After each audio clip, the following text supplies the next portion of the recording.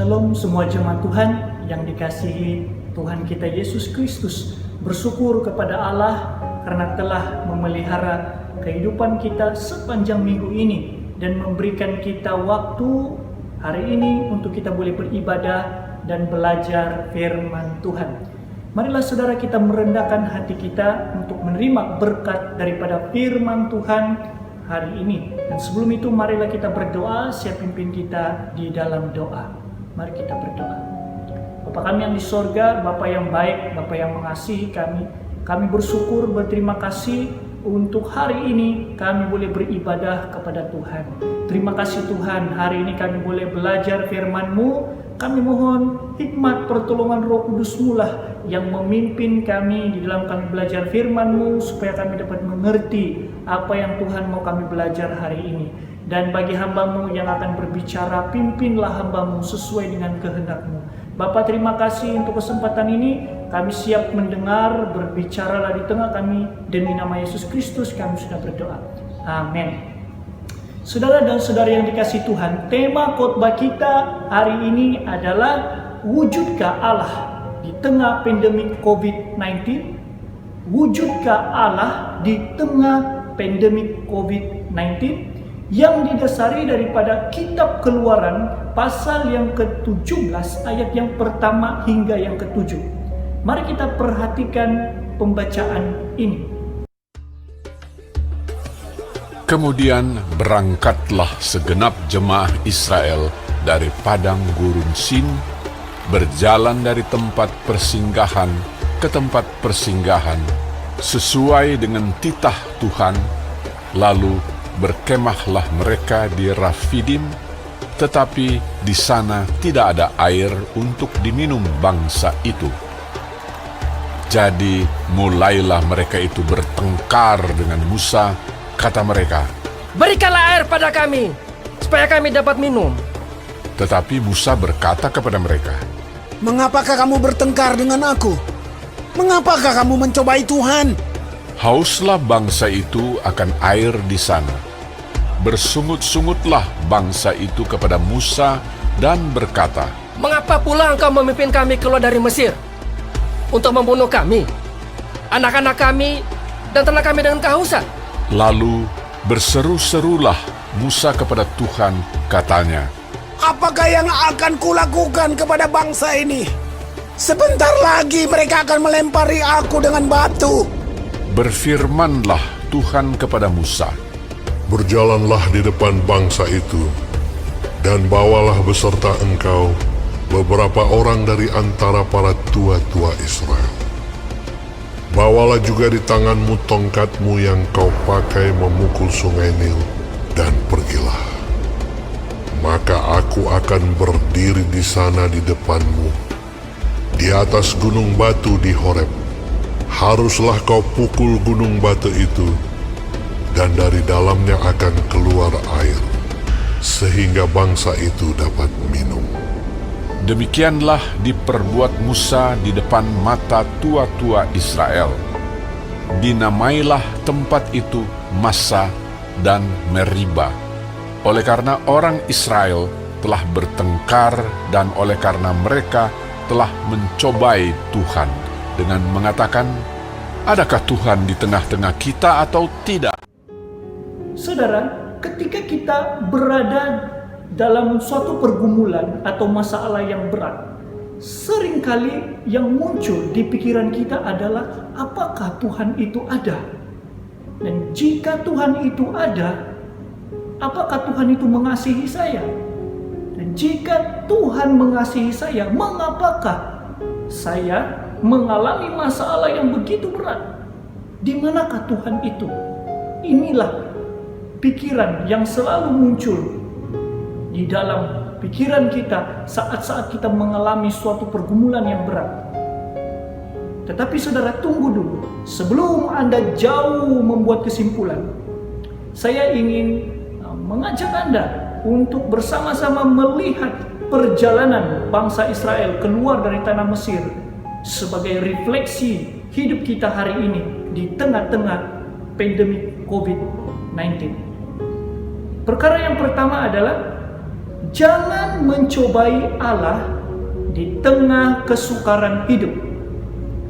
Saudara, dikatakan bangsa Israel itu berangkat dari padang gurun Sin, dan mereka berjalan dari suatu tempat ke tempat persinggahan yang lain, seperti yang diperintahkan Allah kepada mereka.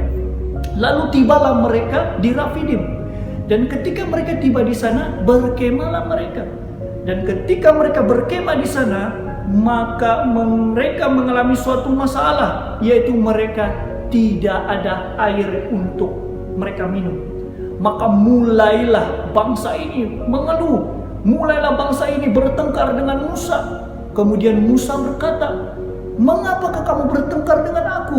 Mengapakah kamu mencobai Allah?" Lalu bangsa Israel ini terus bersungut-sungut. Mereka mempersalahkan Musa, seolah-olah Musa mau membunuh mereka dengan memimpin mereka keluar dari Mesir dan membiarkan mereka kehausan di padang belantara. Saudara, perhatikan reaksi bangsa Israel ini telah menunjukkan bahwa mereka telah mencobai Allah dengan bertengkar dengan Musa. Mereka mempersoalkan bagaimana air yang mereka perlu minum. Mereka mempersoalkan seolah-olah Allah itu tidak tahu keadaan mereka. Mereka mempersoalkan seolah-olah Allah itu tidak peduli akan keadaan mereka. Mereka mempersoalkan seolah-olah Allah itu tidak mengasihi mereka. Mereka mempersoalkan seolah-olah Allah itu kekurangan cara untuk menolong mereka, sehingga kan mereka kehausan di padang pasir. Padahal saudara, Allah itu sudah menyatakan kuasa dan penyertaannya kepada mereka ketika mereka dikejar oleh Firaun. Maka di situ mereka melihat kuasa Allah bekerja, yaitu laut Tebrau itu terbelah dua, sehingga mereka boleh melewati laut itu. Bukan itu sahaja, sepanjang mereka berjalan di padang pasir, Tuhan juga menyediakan mereka roti mana melalui burung puyuh yang membawakan kepada mereka. Saudara, ini luar biasa. Bukan itu saja, Tuhan juga menyatakan penyertaannya melalui tiang awan pada waktu siang dan tiang api pada waktu malam. Mengapakah mereka mulai mencobai Allah? Saudara, salah satu akarnya adalah karena mereka tidak percaya sungguh-sungguh kepada Allah. Mereka tidak percaya sungguh-sungguh bahwa Allah itu mampu memelihara mereka dan sanggup menyertai mereka. Mereka bukan tidak tahu bahwa Allah itu berkuasa, Allah itu berdaulat, Allah itu penuh kasih. Mereka tahu. Sebelum ini mereka juga sudah melihat semua itu. Tetapi karena mereka kurang percaya, maka mereka mulai mempersoalkan akan kedaulatan Allah. Mereka mulai mencobai Allah. Saudara, ketiadaan air minum itu begitu kecil saja di hadapan Allah. Tetapi bangsa Israel menganggap itu suatu hal yang besar. Kenapa? Karena mereka kurang percaya, sehingga kan mereka marah-marah dan bersungut-sungut. Saudara, banyak orang Kristen hari ini tahu kebenaran bahwa Tuhan itu berkuasa, Tuhan itu berdaulat, Tuhan itu penuh kasih, dan Tuhan itu agung dan mulia. Tetapi dia kurang percaya kepada Allah. Dia kurang percaya, dia meragui Allah bahwa Allah itu sanggup dan mampu menolongnya. Maka apa yang berlaku, saudara, adalah orang itu mulai mencoba-coba Allah, yaitu melihat kepada kemungkinan-kemungkinan. Apakah Allah itu wujud? Apakah Allah itu sungguh-sungguh berkuasa? Ada ramai orang yang mencobai Allah, tetapi mereka tidak sadar atau mereka menafikan hal ini karena mereka merasa itu adalah suatu ekspresi iman mereka. Tetapi ternyata itu adalah semua untuk kepentingan diri sendiri dan untuk kemuliaan diri sendiri dan untuk kepuasan daging. Contoh, dia berkata bahwa kalau Tuhan tambahkan pendapatan aku pada bulan ini, maka barulah aku percaya bahwa Tuhan itu peduli. Kalau Tuhan berikan aku pekerjaan yang lebih baik, barulah aku mau melayani Tuhan. Dan kalau aku sembuh dari penyakit ini, barulah aku bertobat. Dan Kalau wabah corona ini lenyap, barulah terbukti bahwa Tuhan itu sungguh-sungguh wujud dan berkuasa. Lihat saudara, semua ini merujuk kepada kepentingan diri sendiri dan kemuliaan diri sendiri dan kepuasan, keinginan daging. Pertanyaan saya adalah, ketika pendapatanmu tetap sama, apakah engkau tetap percaya bahwa Allah itu memelihara hidupmu? Ketika engkau tidak diberikan pekerjaan yang lebih baik, mahukah engkau tetap mempersembahkan hidupmu untuk pelayanan Tuhan? Dan ketika engkau tidak sembuh daripada penyakitmu, apakah engkau tetap mau menjadi saksi yang hidup bagi Tuhan kita? Dan ketika wabah corona ini belum lenyap, apakah engkau mau tetap percaya bahwa Allah tetap mengendali keadaan dan Dia tidak pernah hilang kawalan terhadap dunia ciptaannya? Saudara, kita jangan keliru antara membuat nazar dan juga mencobai Allah. Kedua hal ini saudara adalah berbeza. Membuat nazar adalah Anda berjanji dan Anda komitmen di hadapan Tuhan untuk melakukan sesuatu bagi Dia. Dan walau apapun cabaran atau risiko, Anda tetap pegang komitmen itu, nazar itu. Tetapi saudara, mencobai Allah adalah engkau melihat kepada kemungkinan-kemungkinan apakah Tuhan itu boleh tunaikan atau lakukan apa yang saya mau atau apa yang saya pikirkan. Dan kalau Tuhan dapat buat apa yang saya mau, maka itu barulah Allah. Kalau tidak, aku tidak percaya bahwa Dia adalah Allah. Ini perbedaan dia, saudara.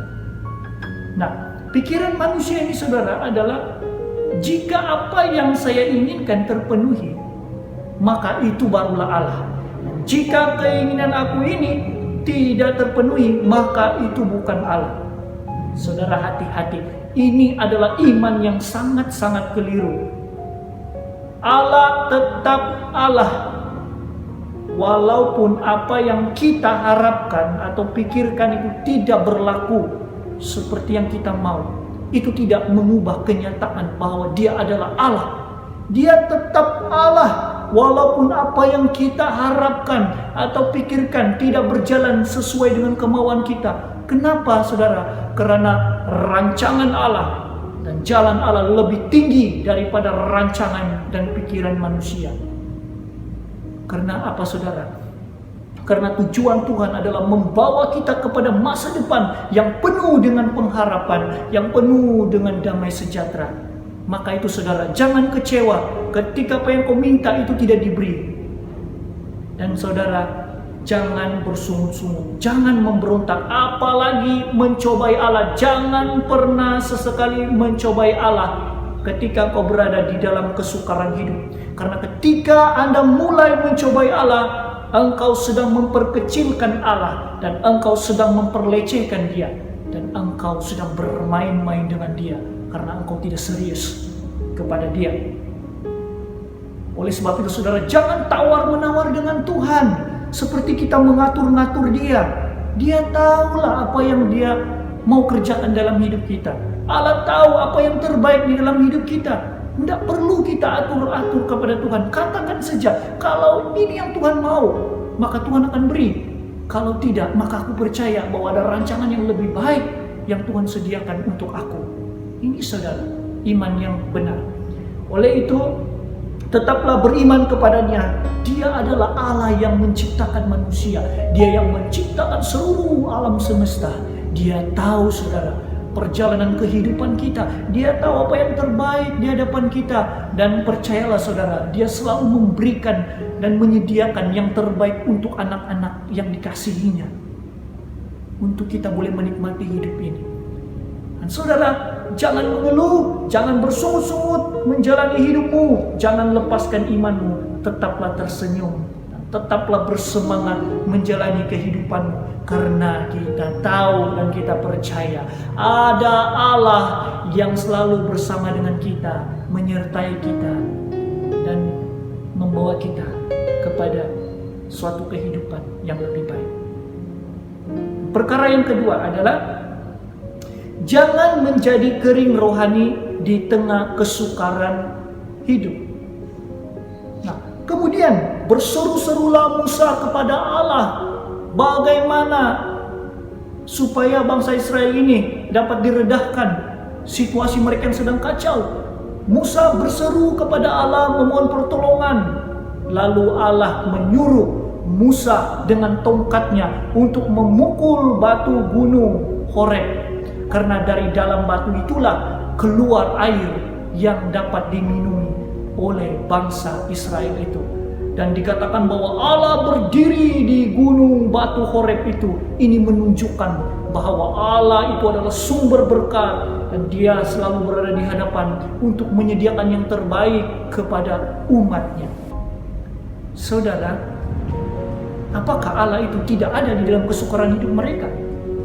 Allah itu selalu ada, saudara, dan Allah itu selalu bertindak pada waktu dan tempatnya yang terindah, dan selalu pertolongannya itu terbukti. Sebab itu jangan meragui Allah, saudara. Nah, suatu gambaran yang menarik yang kita dapat lihat di bahagian ini, yaitu bercakap tentang air. Hal ini mengingatkan kita, saudara, perkataan Yesus kepada perempuan Samaria di dalam Injil Yohanes pasal yang keempat ayat 13 hingga 14. Firman Tuhan berbunyi demikian. Jawab Yesus kepadanya, barang siapa minum air ini, ia akan haus lagi. Tetapi barang siapa minum air yang akan kuberikan kepadanya, ia tidak akan haus untuk selama-lamanya. Sebaliknya air yang akan kuberikan kepadanya akan menjadi mata air di dalam dirinya yang terus-menerus memancar sampai kepada hidup yang kekal. Saudara, Yesus bercakap tentang soal air kehidupan. Di dunia ini, salah satu keperluan utama manusia adalah air. Tetapi air di dalam dunia ini, saudara, hanya memenuhi atau memuaskan keinginan atau memuaskan kedahagaan kita. Dan dia bersifat sementara. Tetapi air yang Yesus tawarkan adalah air yang bersifat kekal. Apakah yang dimaksudkan Yesus tentang air ini? Saudara, apa yang dimaksudkan Yesus tentang air kehidupan ini adalah persekutuan di dalam Allah.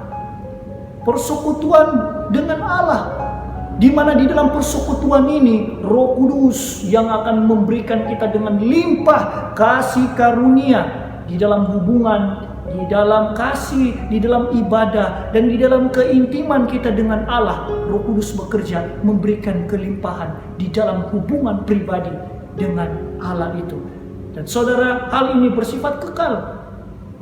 Nah, perhatikan saudara, keperluan terbesar bagi bangsa Israel waktu itu adalah bukanlah air yang bersifat sementara, tetapi sebenarnya mereka sangat-sangat memerlukan Allah yang adalah sumber air itu sendiri. Tetapi ironisnya, ternyata mereka lebih mementingkan soal kepuasan daging, mementingkan soal keperluan tubuh mereka daripada hidup taat dan setia percaya kepada Allah. Akhirnya, saudara, apa yang berlaku? Mereka mengalami kekeringan rohani. Saudara perhatikan, kekeringan rohani ini mulai berlaku ketika kita mulai meragui Allah. Kekeringan rohani ini mulai berlaku ketika kita mulai meragui Allah. Karena ketika kita mulai meragui Allah, maka kita akan mulai tidak taat dan setia. Maka ketika kita tidak taat dan setia, kita akan memberontak dan akhirnya kita menjauhi daripada Allah. Kekeringan rohani ini membuatkan mereka tidak merasakan dan tidak menyadari bahwa kehadiran Allah itu ada di tengah-tengah mereka yang seharusnya menyegarkan hidup mereka. Kekeringan rohani ini membuatkan saudara mereka tidak mampu melihat sebenarnya Tuhan itu ada bersama dengan mereka. Kekeringan rohani membuatkan mereka tidak merasakan kehadiran Tuhan di dalam perjalanan mereka di padang pasir itu. Padahal Tuhan selalu ada. Sepatutnya ketika mereka menyadari atau merasakan kehadiran Tuhan, itu sebenarnya membuatkan mereka lebih bersemangat, atau lebih tekun, lebih kuat, lebih tabah menghadapi perjalanan mereka di padang pasir. Tetapi ternyatanya saudara, adalah mereka mulai mengeluh. Kenapa? Karena mereka mulai meragui Allah. Saudara, jika keadaan rohani mereka itu lebih baik, soal keperluan tubuh, yaitu air itu tidak akan menjadi persoalan bagi mereka. Karena mereka tahu Tuhan pasti sediakan yang terbaik untuk mereka. Dan peristiwa ini menunjukkan bahwa Tuhan mau menyadarkan mereka bahwa Dia adalah sumber air kehidupan itu. Dan hanya di dalam Dia sajalah umatnya dapat dipuaskan. Hari ini saudara, di tengah-tengah pandemi COVID-19, yang kita perlukan saudara adalah Tuhan, bukan berkat-berkat jasmani. Karena saudara, berkat-berkat jasmani itu hanya bersifat sementara. Tetapi hubungan kita dengan Allah yang intim itu bersifat kekal dan tidak dapat diambil oleh sesiapapun. Oleh sebab itu saudara, carilah sumber berkat itu, bukan berkat-berkatnya. Ketika engkau sudah mencari sumber berkat itu, engkau memiliki hubungan yang intim dengan Dia, engkau memiliki persekutuan yang baik dengan Dia. Soal berkat-berkat jasmani, engkau tidak perlu takut, karena berkat-berkat itu saudara akan mengikuti kita dari belakang. Wow saudara, ini suatu hal yang luar biasa. Dan di tengah pandemi ini saudara, hal yang paling kita perlukan adalah kesegaran rohani berbanding dengan material untuk kita berjuang di dalam perjuangan hidup hari ini yang tidak mudah, yang sulit dan pahit. Karena saudara, kebendaan atau material ini tidak dapat menolong kita lebih baik untuk menjalani kehidupan yang penuh dengan cabaran. Sebaliknya, ini boleh memesongkan iman kita. Contoh, ketika kita sudah mulai kekurangan keuangan, maka kita mulai susah hati. Dan iman kita sudah mulai terpesong. Kita mulai memikirkan, bagaimanakah aku dapat mencukupi diriku. Maka dia mulai menjauhkan daripada Tuhan, karena dia lebih fokus soal keperluan tubuh jasmani dia. Perhatikan saudara, tetapi kesegaran rohani itu memampukan kita dapat bersukacita walaupun di dalam kekurangan. Kesegaran rohani membuatkan kita dapat menikmati hidup ini walaupun di dalam kesukaran. Dan saudara, kesegaran rohani itu memampukan kita dapat memancarkan kasih Kristus di dalam kehidupan kita sehari-hari. Dan kesegaran rohani itu memberikan kita ketenangan di tengah goncangan dunia. Haleluya saudara, terpujilah Tuhan. Oleh sebab itu, segarkanlah rohani Anda dengan mendekatkan diri kepada Allah melalui firman dan doa. Oleh itu saudara, kita harus memeriksa keadaan rohani kita masing-masing. Periksalah. Jika Anda mendapati bahwa hari ini Anda sudah mulai tawar hati membaca Alkitab, Anda sudah mulai tawar hati berdoa, Anda mulai tawar hati mengikuti ibadah-ibadah online, Anda tawar hati untuk mendengar khotbah, ini bermaksud Anda sedang mengalami gejala-gejala kekeringan rohani. Kenapa? Karena Anda kurang bergaul dengan Tuhan, Anda kurang menyiram rohani Anda dengan firman Tuhan dan doa. Oleh sebab itu saudara, marilah kita segarkan rohani kita dengan mendekatkan diri kepada Allah, membina hubungan pribadi dengan Allah. Karena kesegaran rohani itulah yang akan dapat menolong kita untuk berjuang di dalam kehidupan hari ini yang tidak mudah. Oleh sebab itu saudara, jangan sesekali meragukan Tuhan. Dia tetap ada dan Dia sedang mengerjakan sesuatu yang terbaik untuk kita, dan pertolongan Tuhan selalu terbukti tepat pada waktu yang terindah. Dan saudara, jangan biarkan Anda mengalami kekeringan rohani di tengah-tengah kesukaran hidup hari ini. Tetapi marilah kita sentiasa segarkan rohani kita dengan mendekatkan diri kepada sumber air kehidupan itu, yaitu Tuhan kita, Yesus Kristus, melalui firman dan melalui doa. Amin saudara. Semoga Tuhan menolong kita untuk kita boleh mengaplikasikan firman Tuhan yang kita sudah belajar hari ini. Mari kita berdoa. Bapa kami yang di sorga, kami mengucap syukur untuk firman-Mu hari ini yang sudah mengingatkan kami bahwa Allah itu tetap ada di tengah-tengah kesukaran hidup. Dan ini mengajar kami supaya kami jangan mencobai Allah di tengah-tengah kesukaran hidup. Karena ketika kami mencobai Allah itu bermaksud kami sedang memperkecilkan Allah. Kami sedang memperlecehkan Allah. Dan kami tidak serius di hadapan Allah. Tuhan tolonglah kami, bantulah kami dengan memberikan kami iman untuk kami boleh tetap mengandalkan Tuhan, tetap percaya bahwa Tuhan Engkau ada di tengah-tengah kesukaran hidup. Dan Tuhan bantulah kami supaya kami tidak mengalami kekeringan rohani di tengah-tengah kesukaran hidup hari ini. Tetapi sebaliknya kami tetap mendekat kepada Engkau untuk menyegarkan kerohanian kami. Karena kesegaran rohani yang akan menolong kami untuk kami boleh bersuka cita menikmati hidup ini di dalam kesukaran-kesukaran yang kami akan hadapi. Terima kasih Tuhan, terpujilah Engkau, ini doa kami. Demi nama Yesus Kristus kami sudah berdoa. Amin.